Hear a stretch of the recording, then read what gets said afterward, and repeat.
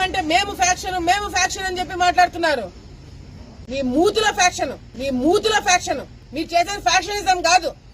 Faction లో అంతో కొంత నీతి ఉంటది, నిజాయితీ ఉంటది. మీరు చేసేది రౌడీయిజం, మీరు చేసేది గూండాయిజం. ఒక ఆడపిల్లని అడ్డుకోవడానికి 100 మంది పోలీసులను పంపిస్తారా? ఏం చేసినా నేను మీ ఇళ్ల మీదకి వచ్చినానా? మీకు గొడవకి దిగినానా? ప్రజల్ని కలుసుకోవడానికే కదా బయటకు వచ్చింది. నాకు రైట్ లేదా? నా వాళ్ళని కలుసుకోవడానికి, గ్రామస్తులను కలవడానికి నాకు రైట్ లేదా? ఎందుకు అడ్డుకుంటారండి పోలీసులను పెట్టుకొని? ఇప్పుడు కూడా బయట చూడండి, మీడియా మిత్రులు చూడండి, చూపించండి. 2 పోలీసు వ్యాన్లు వెనకలు పెట్టారు.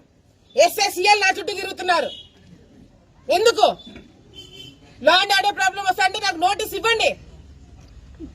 నాకు నోటీస్ ఇవ్వకుండా చుట్టుపక్కల అందరికి నోటీస్ ఇచ్చి నన్ను ఇంట్లో కూర్చోమంటే డెఫినెట్ గా ఈ ఊర్లో ఎమ్మెల్యేని తిరగకుండా నేను చేస్తాను. ఎమ్మెల్యే అడుగు పెట్టాడా చూసుకోండి. లా అండ్ ఆర్డర్ ప్రాబ్లం రాకూడదు అంటున్నారు కదా, రాకూడదున్నప్పుడు దానికి తగినట్టుగా ఉండాలా. మమ్మల్ని కావాలని రెచ్చగొడుతున్నారు, సిగ్గు శరం లేకుండా చేస్తున్నారు. ఎమ్మెల్యేగా అన్ఫిట్, నువ్వు ఎమ్మెల్యేగా అన్ఫిట్. నీ ఇంట్లో అవినీతి ఆపలేకపోతున్నావు, మీ నాన్నని పక్కన పెట్టి అవినీతి కార్యక్రమాలు చేస్తున్నావు.